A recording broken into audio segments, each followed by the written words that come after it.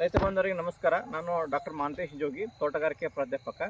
So ಇವತ್ತಿನ ದಿವಸ ನಾನು ಕಲಬುರಗಿ ಜಿಲ್ಲೆ ಕಲಬುರಗಿ ತಾಲೂಕಿನ ಒಂದು ಏನಪ್ಪ ಅಂದ್ರೆ ಹಡಗಲಹಾರತಿ ಅಂತ ಒಂದು ಗ್ರಾಮಕ್ಕೆ ಬಂದಿದ್ದೀನಿ.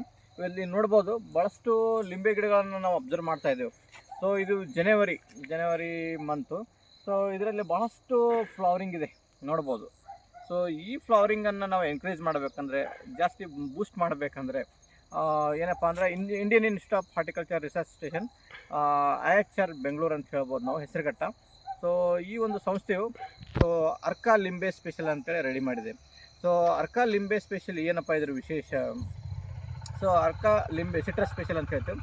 ಇದರಲ್ಲಿ ಏನಿರುತ್ತೆ, ಲಘು ಪೋಷಕಾಂಶಗಳ ಒಂದು ಮಿಶ್ರಣ. ಇದು ಜಿಂಕ್ ಇರ್ಬೋದು, ಬೋರಾನ್ ಇರ್ಬೋದು, ಕಾಪರ್ ಇರ್ಬೋದು, ಮ್ಯಾಂಗ್ನೀಸ್ ಇರ್ಬೋದು, ಸೊ ಜಿಂಕ್ ಇರ್ಬೋದು. ಇದು ಒಂದು ಏನಪ್ಪ ಅಂದರೆ ಸೊ ಹೂ ಡ್ರಾಪ್ ಆಗಲಾರ್ದಂಗೆ ನೋಡ್ಕೋತೀವಿ.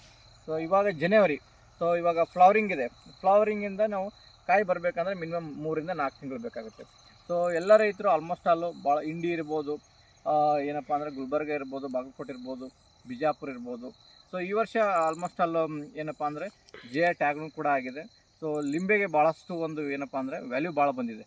ಸೊ ಅದಕ್ಕೋಸ್ಕರ ಏನಪ್ಪ ಅಂದರೆ ಈ ಅರ್ಕಾ ಸಿಟ್ರಸ್ ಸ್ಪೆಷಲ್ ಅಥವಾ ಅರ್ಕಾ ಲಿಂಬೆ ಸ್ಪೆಷಲ್ ಸ್ಪ್ರೇ ಮಾಡೋದ್ರಿಂದ ಏನಾಗುತ್ತೆ, ಒಂದು ಫ್ಲವರಿಂಗ್ ಟೈಮಲ್ಲಿ ಇವಾಗ ಸ್ಪ್ರೇ ಮಾಡ್ಕೋಬೇಕು. ಇದನ್ನು ಸ್ಪ್ರೇ ಮಾಡೋದ್ರಿಂದ ಏನಾಗುತ್ತೆ, ಹೂಗಳು ಡ್ರಾಪ್ ಆಗೋದು ಕಡಿಮೆ ಆಗುತ್ತೆ. ಫಾಲೋಡ್ ಬೈ ಮತ್ತೆ ಏನಾಗುತ್ತಪ್ಪ ಅಂದರೆ ಕಾಯಿಗಳ ಒಂದು ಶೈನಿಂಗ್ನೆಸ್ ಇರ್ಬೋದು, ತೂಕ ಇರ್ಬೋದು, ಗಾತ್ರ ಇರ್ಬೋದು, ಭಾಳಷ್ಟು ಒಂದು ಮಾರ್ಕೆಟಲ್ಲಿ ಒಂದು ಏನಪ್ಪ ಅಂದರೆ ಎಕ್ಸ್ಪೋರ್ಟ್ ಓರಿಯೆಂಟೆಡ್ ಕ್ವಾಲಿಟಿ ನಿಮಗೆ ಸಿಗುತ್ತೆ ಅಂತ ಹೇಳ್ಬೋದು. ಸೊ ಇದ್ರದ್ದು ಪ್ರಮಾಣ ಎಷ್ಟು?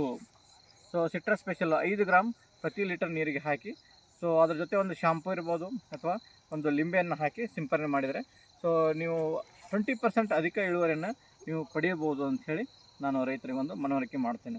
ಸೊ ಅರ್ಕಾ ಸಿಟ್ರಸ್ ಸ್ಪೆಷಲ್ ನೀವು ಬಳಸಿ, ಅದ್ರ ಜೊತೆಗೆ ನೀವು ಏನಪ್ಪ ಅಂದರೆ ಒಳ್ಳೆಯ ಒಂದು ಕ್ವಾಲಿಟಿ ಫ್ರೂಟ್ಸನ್ನು ತೊಗೋಬೋದು ಅಂಥೇಳಿ ರೈತರಿಗೆ ನಾವೊಂದು ಇನ್ಫಾರ್ಮೇಷನ್ ಅಥವಾ ಮನವರಿಕೆ ಮಾಡಿಕೊಡ್ತೀನಿ. ನಮಸ್ಕಾರ.